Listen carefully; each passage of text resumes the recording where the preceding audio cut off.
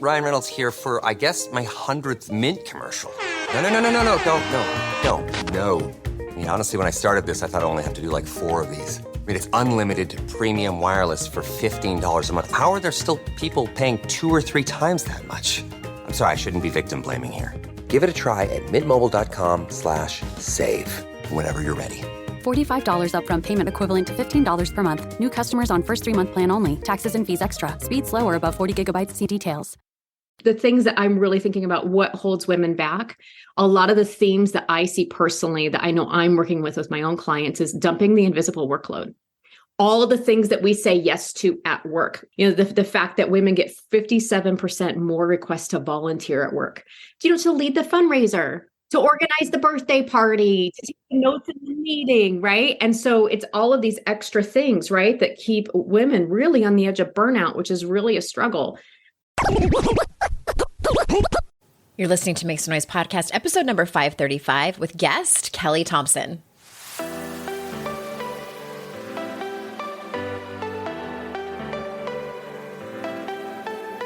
Welcome to Make Some Noise podcast, your guide for strategies, tools, and insight to empower yourself. I'm your host, Andrea Owen, global speaker, entrepreneur, life coach since 2007, and author of 3 books that have been translated into 18 languages and are available in 22 countries. Each week, I'll bring you a guest or a lesson that will help you maximize unshakable confidence, master resilience, and make some noise in your life. You ready? Let's go. Hello, everyone. Welcome to another episode of the podcast. I'm so glad that you are here, and summer is in full swing, isn't it? Well, I mean, unless you're listening to this episode out in the future, which it might be summer, but in a different year. And I wanted to let you know that my coaching practice is full for the summer 2023. But if you want to get on the waiting list for fall, I know a lot of people decide that they want some one-on-one support and guidance in the fall. If you have kids, they start school again and it's time to maybe focus on you. I would definitely get your application in now and let's have a conversation and you can hold your spot for the fall. So head on over to andreaowen.com/coaching if you want to read about the different offers that I have. And also, you can just shortcut that and go to andreaowen.com/apply. That's where the application is, and you can fill that out. You can get some clarity on what it is that you want from coaching if you're not totally sure, and then we'll go from there. So andreaowen.com/coaching or andreaowen.com/apply.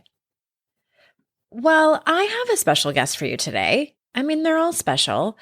And Kelli Thompson is no exception. I have known Kelli for a little while now, and she has a book about confidence. Let me just stop and tell you about her, for those of you that are unfamiliar with Kelli or her work. Kelli Thompson is a women's leadership coach and speaker who helps women advance to the rooms where decisions are made. She has coached and trained hundreds of women to trust themselves, lead with more confidence, and create a career they love. She's the founder of the Clarity and Confidence Women's Leadership Program and a Stevie Award winner for the Women in Business Coach of the Year. She is the author of Closing the Confidence Gap, Boost Your Peace, Your Potential, and Your Paycheck. So without further ado, here is Kelli. Kelli Thompson, welcome to the show. Oh, I'm so excited to be here with you. I want everyone to know that I agreed to have Kelli on a long time ago, and I'm embarrassed that it has been this long because your book is so good. It's so important, and I can't wait to dig in. So my apologies for waiting this long. Hey, that's all right. The universe always has perfect timing, and I know you believe that too. So that is true.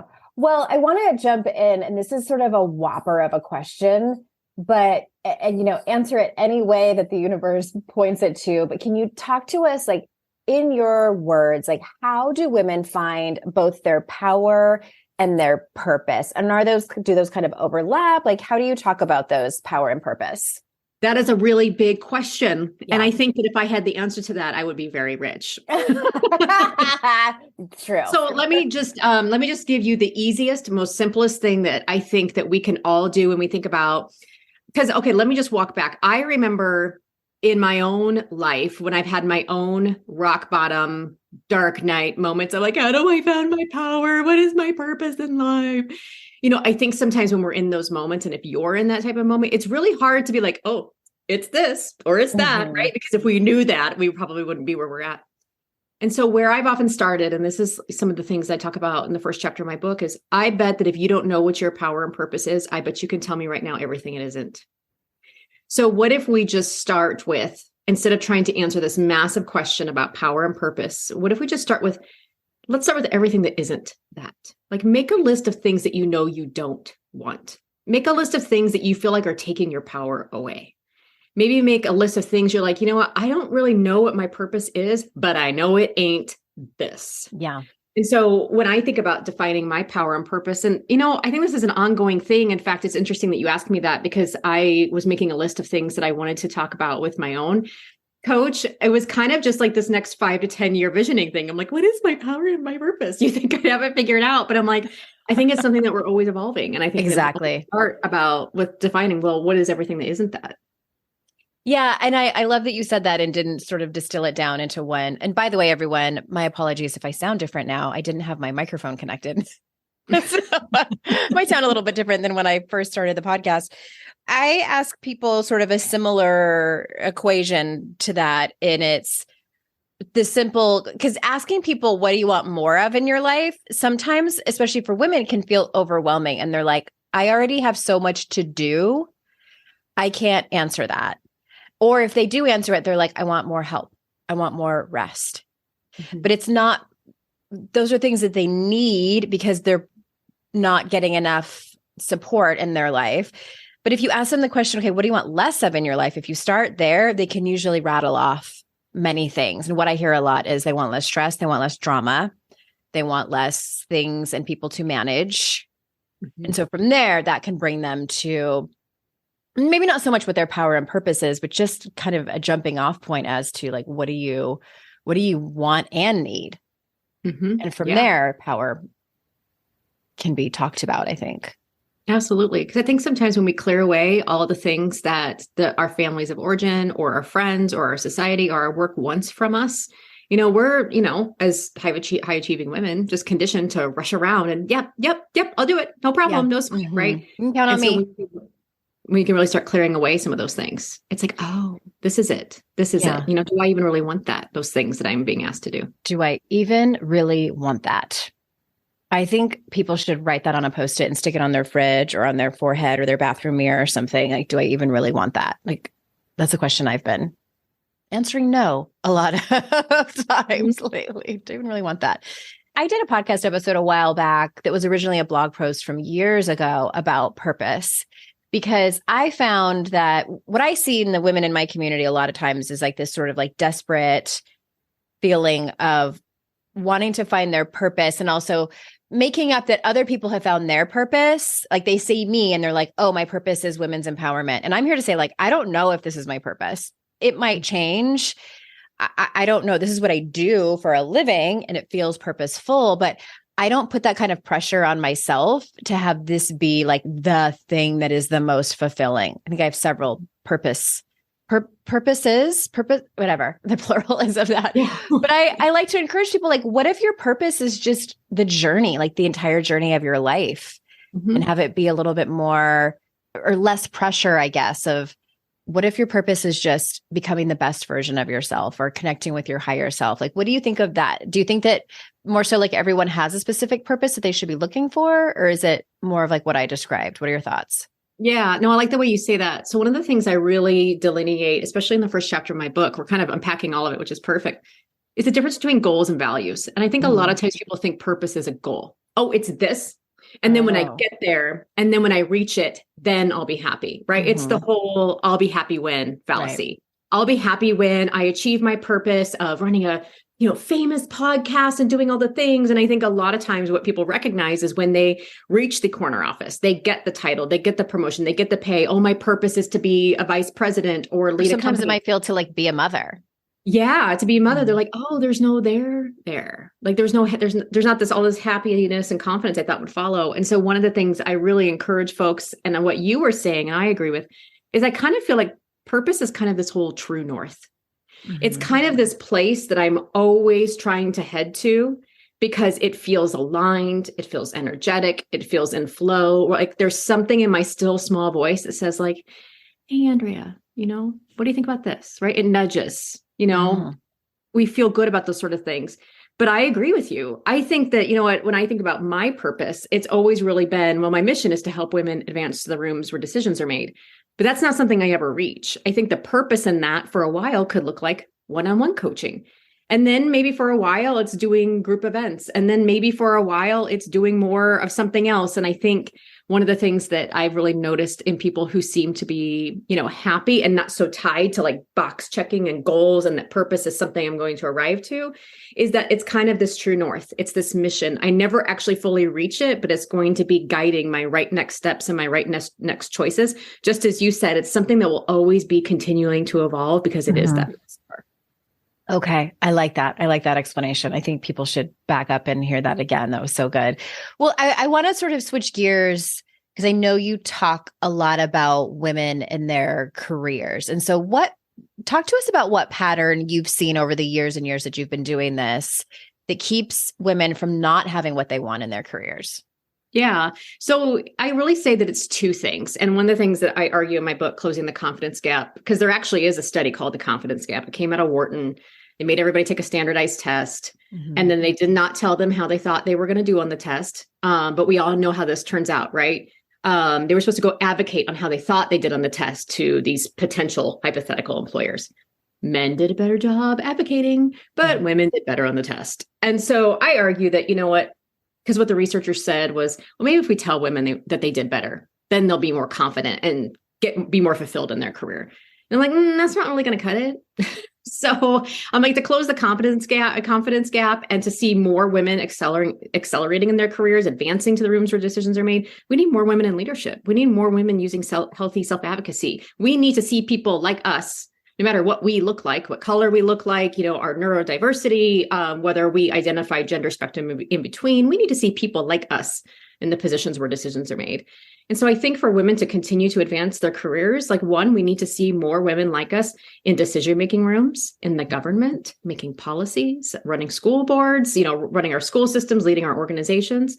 But I also think too, and one of the things I talk about a lot is we also have to learn how to thrive inside those systems because those systems are not going to change overnight.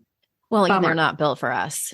And they're not built for us. Mm-hmm. And you articulated that beautifully in your Make Some Noise book. The things that I'm really thinking about, what holds women back, a lot of the themes that I see personally that I know I'm working with my own clients is dumping the invisible workload. All of the things that we say yes to at work, office, house. I'm not even talking about the invisible workload at home where you're the only person in the family that knows when your kids need to go to the dentist. I'm talking about the invisible workload at the office. The fact that women get 57% more requests to volunteer at work, to lead the fundraiser, to organize the birthday party. Right, I was just going to say that. Meeting, right? And so it's all of these extra things, right, that keep women really on the edge of burnout, which is really a struggle. I think it's a lot of things like you and I just talked about. They get a lot of well-meaning advice, or they're told, hey, if you get to this position or you're doing XYZ thing, then you're going to be happy and successful. But they don't stop and think about, do I even want that? Mm-hmm. Is that aligned with my values? Or is that just what men have historically done? And so I feel like the unpaid workload, really just saying yes to things without asking themselves, does this align with my values, my strengths, and my genius zone? Those are a lot of the things that lots of times I see that just really hold women back because just the weight of that can feel so heavy and it leads to a lot of burnout. So I'm curious what the research says, if you know about why women aren't excelling and getting into these positions. Is it a combination of they're not applying for it or companies just aren't promoting them and they're promoting people that are less qualified, that are white men, or what tell us about that? Yeah. So the answer is always both and. Mm-hmm. The research says that that rung of the ladder starts to break at that first promotion into leadership. So for every 100 men that are promoted into their first manager role, 87 women are promoted.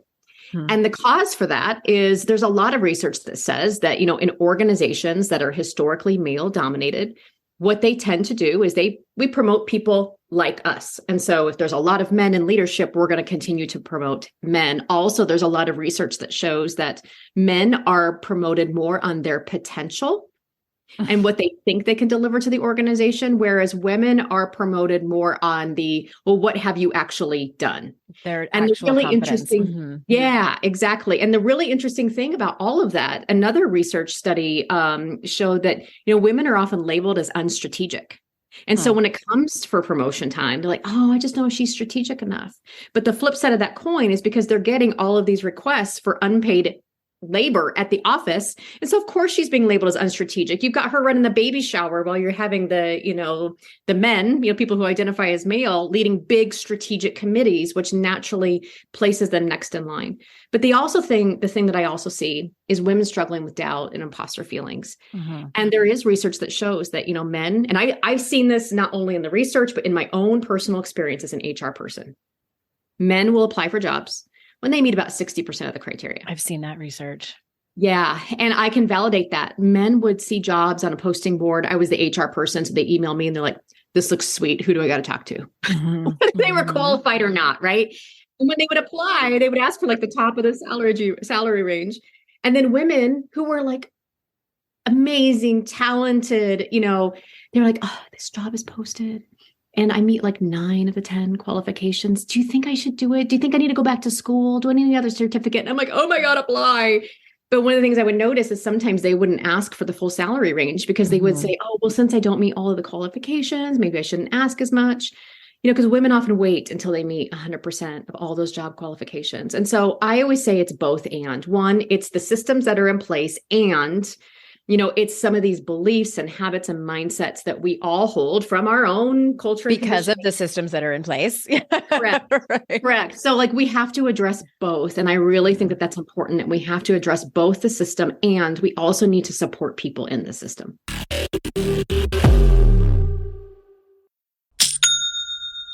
Shopify's already taken the cash register online, helping millions sell billions around the world. But did you know that Shopify can do the same thing at your retail store? Give your point of sale system a serious upgrade with Shopify. With Shopify, you get a powerhouse selling partner that effortlessly unites your in-person and online sales into one source of truth. Track every sale across your business in one place and know exactly what's in stock. Connect with customers inline and online. Shopify helps you drive store traffic with plug-and-play tools built for marketing campaigns from TikTok to Instagram and beyond. Get hardware that fits your business. Take payments by smartphone, transform your tablet into a point of sale system, or use Shopify's POS Go mobile device for a battle-tested solution.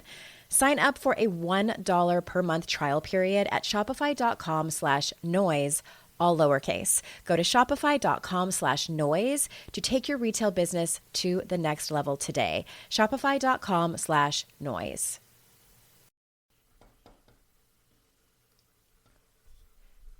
Fast forward to the end of 2024 and think about your goals. What can you do right now to give yourself the best chance of succeeding? If you want to learn a new language, you absolutely should get Babbel. Don't pay hundreds of dollars for private tutors or waste hours on apps that don't really help you speak the language.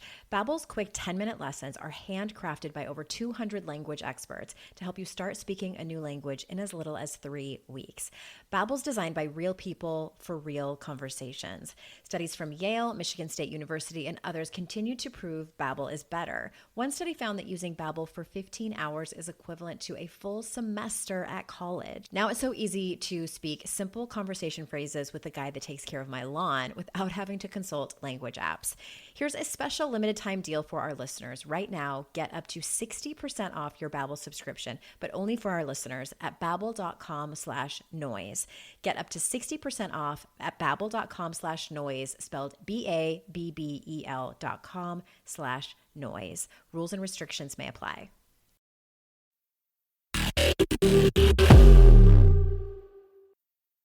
When I was revamping How to Stop Feeling Like Shit, and I had written a chapter on imposter complex, and I had talked about the article written in Harvard Business Review by Rashika. Oh my gosh, her name is escaping me. Olshian? Yes, the two women who wrote that article. And basically what they were saying is like, stop calling it imposter syndrome. It's really that the companies and, especially in the United States and probably Canada, there's not very many people that look like women, especially women of color or women with a disability or all these different things. And so I was like, oh my gosh, of course, so my question is, for women who are in a company where the company's sort of like progressive steps that they're trying to take, and like using air quotes over here, where it's just sort of to save face publicly, and they're trying to do things in order to just make it more equitable, and it's not really happening. Like, what are your suggestions? I'm assuming like their first step is HR, and then should they leave? Like, should they like make a stink about it? What's your advice with that?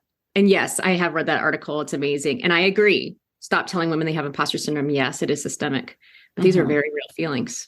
I don't want to gaslight people and tell them that you're wrong to feel that way. Let's support. It's you. You're the one that just needs to ask for a promotion. You're the one that just needs to ask for a raise. Yeah, exactly. To answer your question, this has happened. And I do work with women who want to accelerate and advance to these higher rooms, but they're hitting kind of this wall, right? Where the organization maybe is performing in a way or says the right things, but they're just not in reality advancing more women up the chain. And so I always tell folks, the first thing that we do is we always advocate, right? Like, let's not just leave, say, well, throw up my hands, didn't do anything, right? Because sometimes we can tend to replicate that in a new role. So let's just do our job of advocacy. What is mine to advocate for? Have I applied for, higher level positions? Have I talked with my own leader about representation and leadership, to the point that I feel comfortable doing so? And I think that's important too, is, a lot of times I'm talking with my clients, and I have one in particular I'm actually thinking of, who we talked about that. Her entire senior leadership team was male. It was important for her to be at the C level. But see, the difference is she felt very comfortable going to her leader and saying, I have these aspirations and I don't see people who look like me. And you know what? That leader was like, I see it. Yes, we're working on it. I understand it, right? They had that safety, right, where they could do that. And now, a year and a half later, they are making some moves. But I have worked with some clients who don't feel like they have the safety to even go and have that conversation. And so what I always tell women to really think about is, I want you to ask yourself, this all goes back to values, is the organization in alignment with your values? And not the values they have posted on their website. Right. Not the paragraph that they wrote or they hired someone to write. Exactly. I'm like, I want you to think about, what do I value in the workplace? What are my non-negotiables? And based on where the company spends their money, because you can tell what people value by where they spend their money, based on how they make decisions, based on where they're spending their time and the actions, not just the words, is that organization truly in alignment with your values? And if the answer is no, I think sometimes that could be a good clue that perhaps maybe you need to find an organization that is in alignment with your values. Because if you are constantly working against a value system, it's going to be hard to rectify some of that resentment that you could be feeling. Yeah. Yeah. Okay. Thanks for saying that. On the same topic of work, you talk about the 5 money conversations every woman needs to have in order to close the pay gap, and just the wealth gap in general. So can you walk us through those? Yeah, absolutely. So let's just talk very quickly about the pay gap in case folks aren't aware. Women make, on average, depending on your ethnicity, anywhere between 60 and 82% of what a white male makes. Let's be clear, it's white male. And so if you are on the lower end, Hispanic women, Indigenous women make on the lower end, the 60%, then Black women, then white women, and actually Asian women are at the top. And the pay gap says is that, we make, this a little bit less for the exact same jobs that are done. And not only that, but there is a wealth and investing gap too. Women are less invested than men. They have less money saved than men, and we live longer than men, right? So we're going to have to be in this place where we have to learn to manage our money, and we have to live on this money longer. And so the first conversation that I want them to have is to challenge the systems. But challenging the systems can look like this. I'll give you an example. So in some states, it is illegal to ask what you've made in previous jobs. And the reason for this is they say that it perpetuates the cycle of underpayment. And this is how it looks. And me coming from an HR perspective, I might look at a candidate. I might look at you, Andrea, and be like, oh gosh, what a genius. She looks amazing. She's brilliant. She was making $80,000. Well, I was actually going to pay $110,000 for this job. She was making $80 in her current job because maybe you've been systemically underpaid. Right. that she'd take this job for 90, Mm-hmm. even though maybe I would have paid 110 or the market was calling for 110. And so it continues that cycle of underpayment because it's like an anchoring bias. And so like I've written to my own senator in my own state about removing the requirement to ask for previous salaries. That way we're offering market and our best offer versus anchoring our decisions in, when women or people of color have been systemically underpaid. So challenging the systems, right? Asking employers, what is your compensation philosophy? How do you typically pay? What are your pay bands? A lot of companies have pay bands and a lot of companies have salary transparency laws that they have to adhere to now. The second thing is a pay ban when you're not allowed to tell your coworkers how much you make? That's actually not, it's a law that a lot of people think is a law that you're not supposed to tell your coworkers, but there actually is no law against it. Okay. So what is a pay ban? A pay band is like, okay, Andrea, you are a senior business analyst. And senior business analysts make anywhere from $68,000 to $89,000. We can pay you anywhere in that pay band, depending on your experience, your education. Band. I thought you said ban. Like, don't do it. Okay, got it. All right, please continue. So then the next conversation is your self-talk. So your systems, your self-talk. Notice your self-talk. Like notice some of the things that you've always been told about money. I've had a lot of women, and you cover this beautifully in all of your materials. Thank you. The message is like, it's not polite to ask. It's rude to ask. I shouldn't negotiate.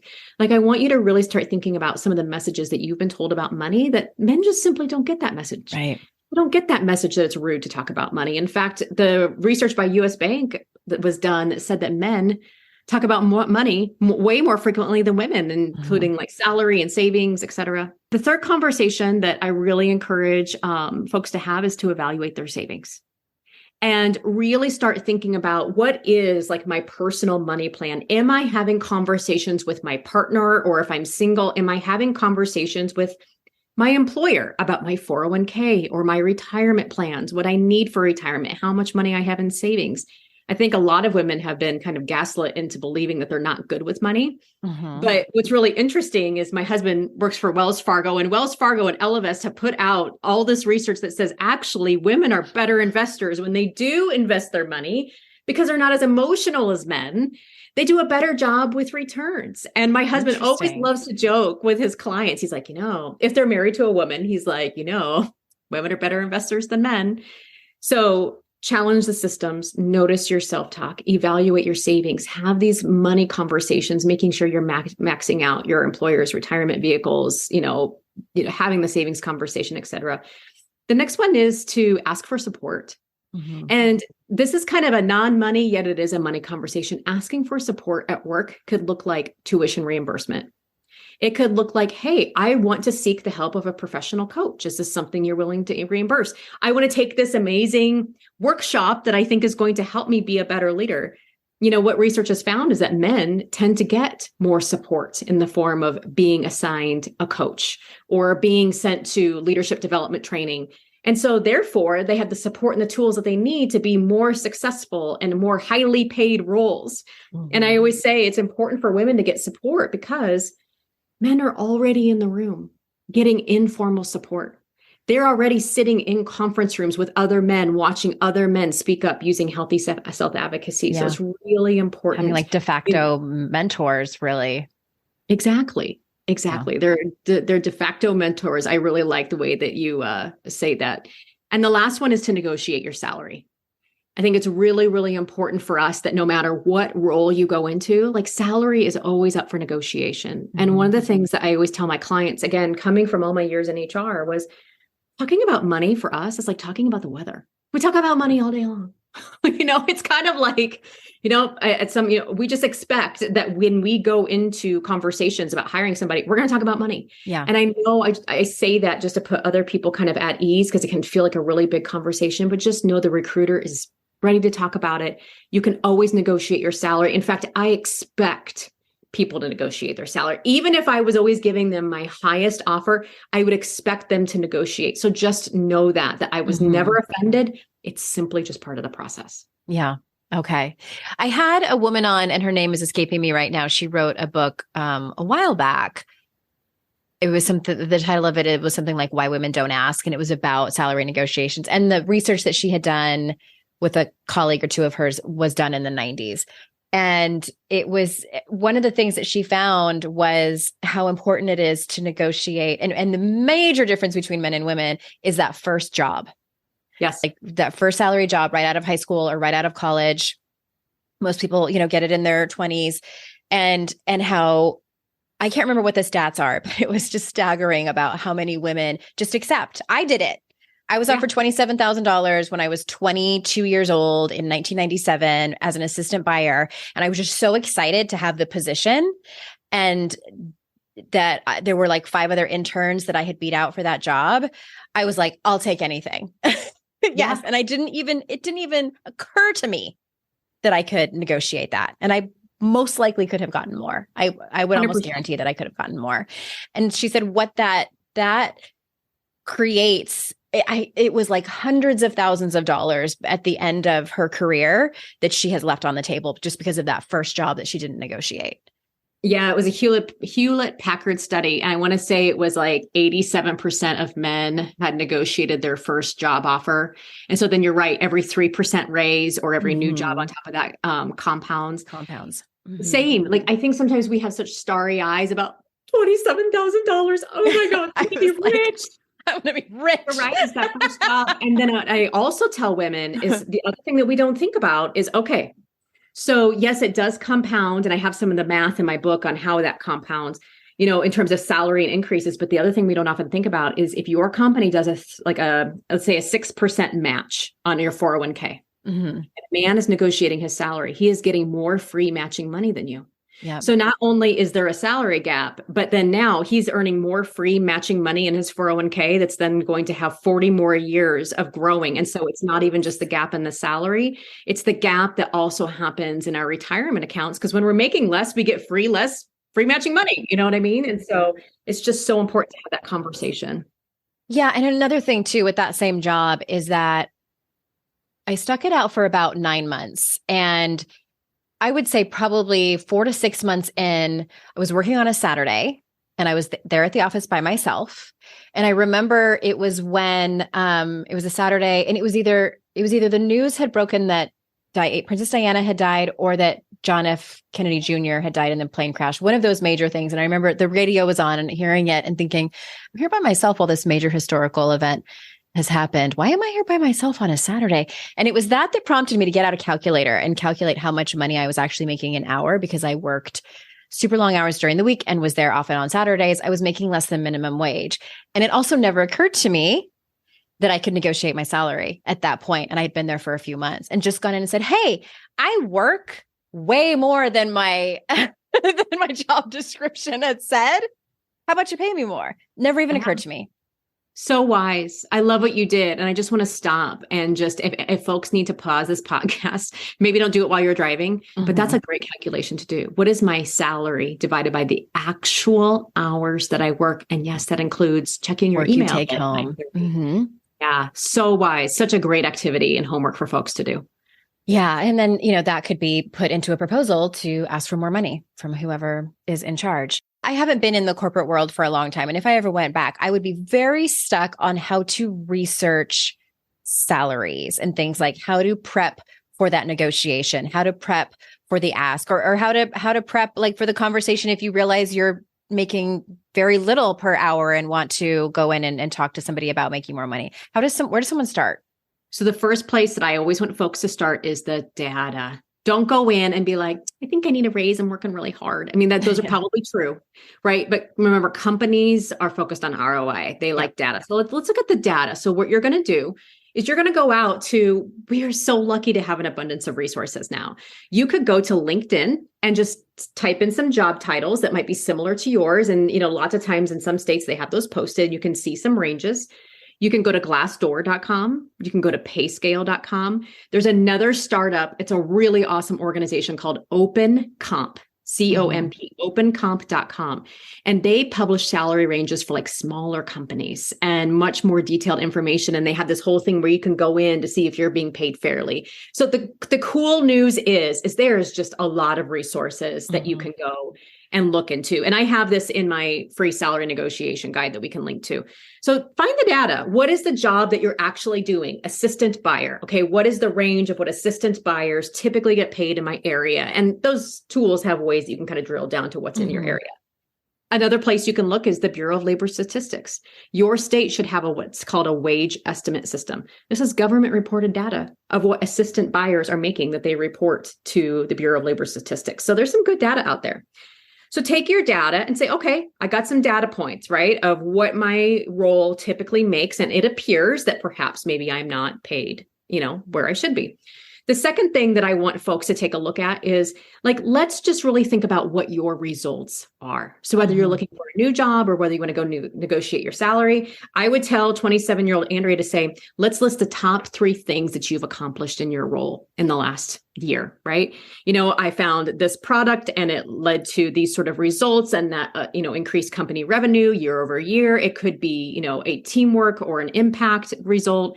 I really want you to think about what have you done in your job and what results has that positively benefited the organization? That way you're not just going in and saying, hey, I think I need a raise. It's here's my data.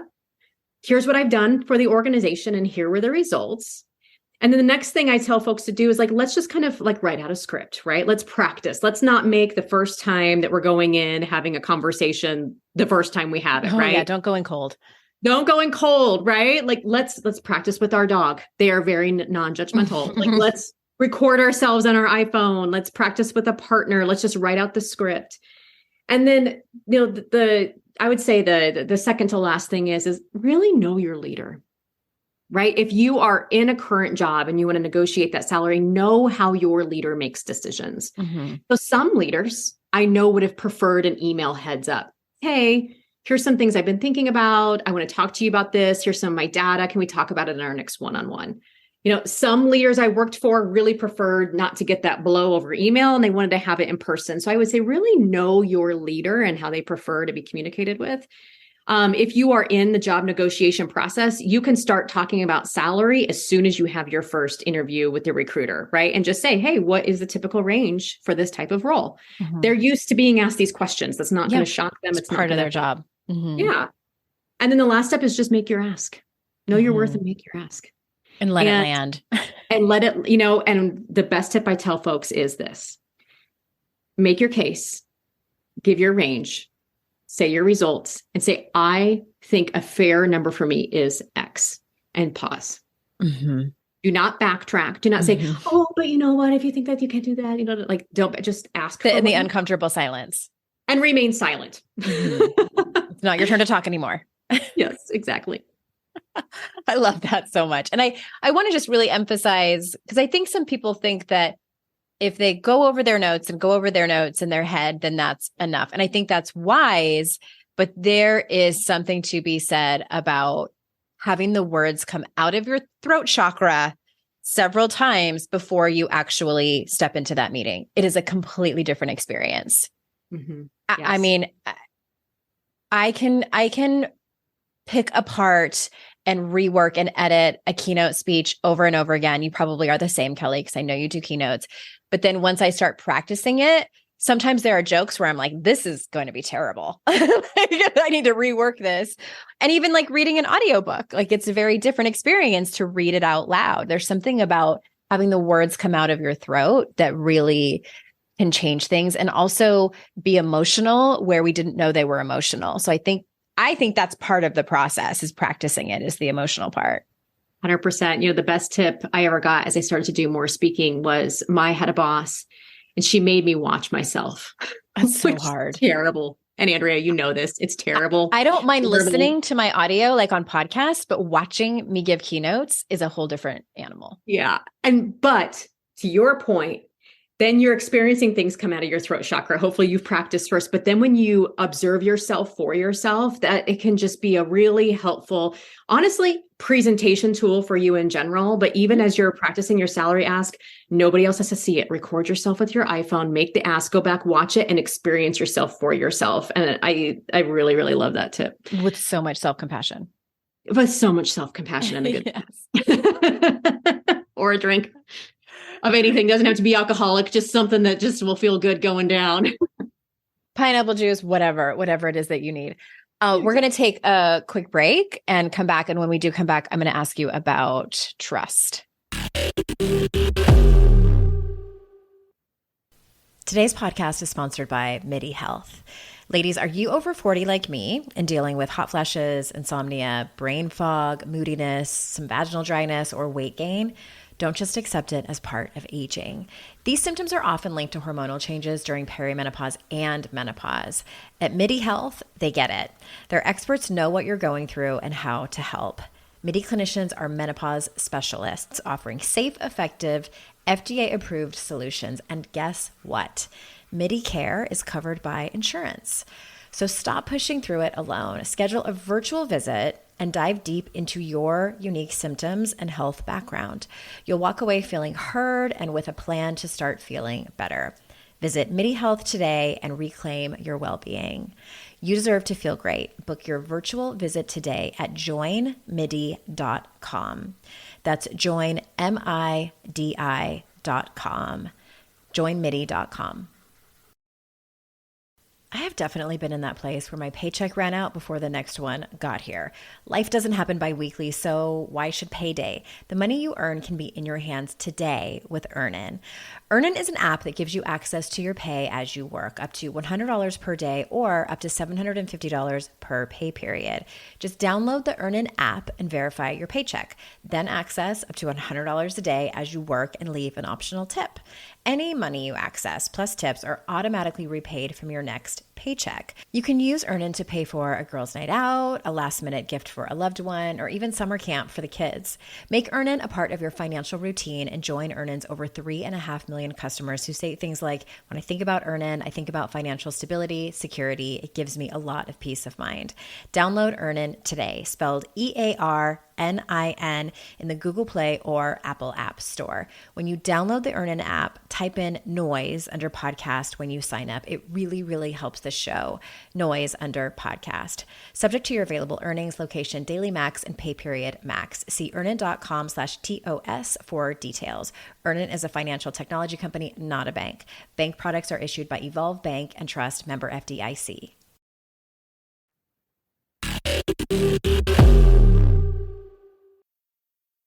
All right, we've talked about some sort of brass tacks things to do, and I want to go back to sort of the quote unquote soft skills and ask you about trust, because I know that part of your work is coaching and teaching women how to trust themselves. I know that's something I've personally felt challenged by and have worked on over the last handful of years and have come a long way. So can you give us some examples of what your clients usually come with?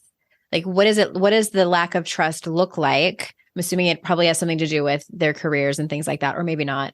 And then what are some ways that you help them? Is it certain experiences that they go through that helps them trust themselves, or exercises? Talk to us about that. Yeah. So I would say when a client comes to me, and if you would have asked me early on in my career, they wouldn't come and say, I don't trust myself. I don't think anybody walks through life with an awareness of how little they trust themselves. Mm-hmm. Because the way that it typically presents, and I'll just tell my own story. So, it was 2016. I was nervous on if I was marrying the right person. I was 3 months out from my wedding. I was already divorced, right? So in my mind, I'm like, oh, another failed relationship. I'm such a failure. Yeah. So what I'm doing is I'm all over the internet. I'm Googling till 2 a.m. Do I call off the wedding? How do I know if this is the right person? How do I know if I call off a wedding? Is this normal behavior, right? We Google. And then we pull all of our friends. Yeah. And, oh God, what should I do? I don't know if I should call off the wedding. Is this person right for me? Is cold feet normal? Is this just cold feet? Yeah. And then if you're like me and you're a very heady person, you have an Excel spreadsheet for that. Oh, okay. My next step would have been tarot card reader. Yeah, okay, right? You go to your next step. It's tarot cards. The tarot cards will tell me what to do. The Excel spreadsheet will tell me what to do. The pros and cons list will tell me what to do. And what you don't realize, the last place that you often check is in your body. I often say, like, our bodies never lie. And so over the course of even my own experience, I had to learn some of these things very painfully and slow. And one of a few things I teach my clients is step one, like always really stopping and checking, like, what are my values? And does this even align with them? In fact, I just walk them through almost what I call like a head, heart, gut exercise. So I'll back up. We typically start with our heads, right? What are the facts? What do I absolutely know for sure? And for me in this relationship, it was easy for me to be in love with this person's potential, but overlook the facts and the actions and the behaviors that this person was actually demonstrating in reality and real life. I always say, like, our heads are like our good COO or good CFO. It's like, let's look at the data of the actual decision. And then the next thing is, like, let's check our heart. This is like our chief empathy HR officer of our lives. Asking ourselves, like, is this relationship even in line with my values? Does this person live their life the way I want to live my life? Do they share my same non-negotiables? You know, when I think about what I stand for, that's a good way to determine what your values are. Does this person stand for the same things? And so I'm starting to be like, oh, no. And then the last place I like to have folks check is, like, to really sink in and ask what their bodies are feeling. And I will never forget, this happened to me very unintentionally. I had a coworker come into my office because, of course, I've been telling people I trust, right? Asking for their opinion, doing all the things. Through a conversation, she kind of knew what was happening, but she just looked at me and she said, Kelli, she's like, God, and again, the universe, our creator, whatever you believe in, God is not the author of chaos. He is the author of peace. And in that moment, I knew what peace felt like. I had tingles all down my spine. Like, we all know what peace feels like. And so when I ask folks, like, what do you know for sure? Start with our head. Let's start with our guts. Like, or drop into our hearts. Does this align with my values? Do I feel the way I want to feel? Does this align with what I stand for? But dropping into your gut and just ask yourself, does this feel like peace? Or does this feel like dread? Because I think a lot of the times the place that we check the last is ourselves. We're so busy polling. We're so busy polling people and polling tarot cards. Yeah, exactly. Googling all over the internet, when really, we really need to think about checking in with ourselves and just asking ourselves, is this alignment with my values? Does this feel like peace? Does it feel like dread? The answer was, it felt like dread. And so I called off the wedding. We had 3 months to go, but it was the best and hardest decision conversation I've ever had to make. And like I tell folks, like, just because you trust your gut and your intuition, that doesn't mean life is going to be easy. In fact, your intuition, trusting yourself, it's going to tell you things you do not want to hear that are very inconvenient for you. So you're going to need to have confidence and courage to really trust that still small voice. Yeah. Because it will ultimately pay off.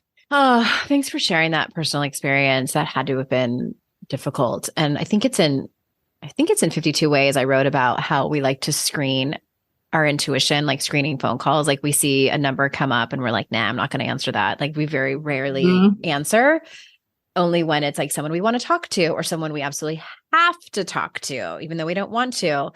And even then we might send that to voicemail until the very last. Yep. I sent that sucker to voicemail for 5 years. Yeah. I have had instances myself, and I talk to people who have felt this way too. And I just want to acknowledge this for some people. When you are conditioned to not trust yourself, when you're conditioned to, you grow up in our culture where we are taught to put everyone else's needs before our own and override our intuition because, and I think one of the best examples of that is the fear of saying no to men because we don't want to hurt their feelings, or sometimes because we're afraid for our safety. And so we say yes over and over again.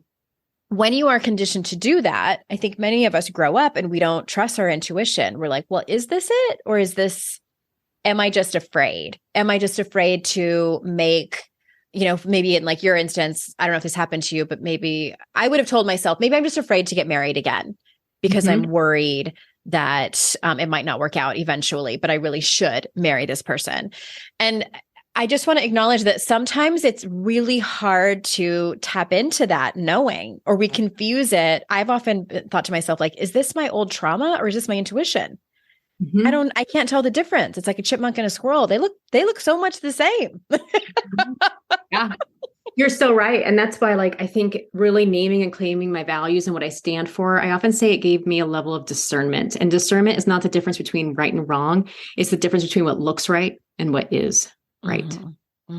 Because you're right. Like, there was some past trauma there from a first marriage that was abusive. So here I am in the second relationship. And so, like, the messages is but I'm tough. I can tolerate a lot of stuff. Nobody's perfect. I can do this because I succeed at things, and I didn't want to fail twice in relationships. No partner's perfect. It'll be good enough. Yeah. All of it, all of it. But yeah, the discernment of the values and really discerning the difference between what feels like peace. Yeah, so much of that. Thank you again for sharing that. Such a personal anecdote. Is there anything else before we tell everybody where to go find you and all about your book? Is there anything else you want to say or circle back to that you want to make sure that you clarify before we go? Yeah, we've really covered a lot of ground. We talked about power and purpose. I love that you're a fast talker.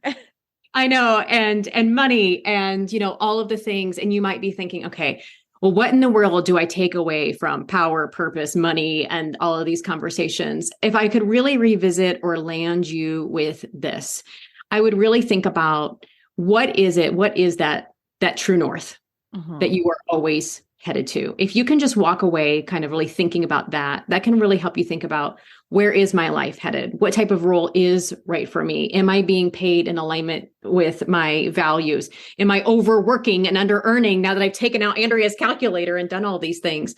And really just stopping and asking yourself, like, is this next right step that I'm taking in alignment with the life that I'm trying to create? And I think that that's just a really helpful pause and coaching question. I love that so much. I love leaving people with a good, powerful coaching question. So thank you for that. So everyone, the book is Closing the Confidence Gap, Boost Your Peace, Your Potential, and Your Paycheck. And where do you want people to go to find out more about you? You have something free that they can get, right? Absolutely. Just come to my website. It's kelliraythompson.com, KELLIRAE Thompson.com. And you're going to see a little thing that says free. And under that free tab, just click that button. You're actually going to find a free salary negotiation guide. Yes. But there's one other fun thing there too, that if you were all into the purpose and the values talk, there's a career clarity guide that you could probably peek at too. But just go to the free button and see what you see. Career clarity guide and or the salary negotiation. KelliRayThompson.com. That, of course, will be in the show description. Everyone, thank you so much for being here. I value your time so much, and I'm just honored that you choose to spend it with me and my guests. And remember, it's our life's journey to make ourselves better humans and our life's responsibility to make the world a better place. Bye for now. Hey everyone, thanks again so much for listening. I am currently filling up my schedule for speaking gigs for fall 2023 and winter. So if you are somebody that works for a company or owns a company where you do events, you do sales kickoffs, things like that, and you need an amazing keynote speaker, I might be your girl. So if you head on over to AndreaOwen.com/speaking, you can see more of my topics and my speaking reel. And also there's a contact page there. Even if you think that, I can't afford somebody as amazing and as famous as Andrea Owen, fill it out anyway. Let's hop on the phone. We may be able to work something out. If it is a perfect fit, I am more than happy to negotiate something that works for everyone. So AndreaOwen.com/speaking.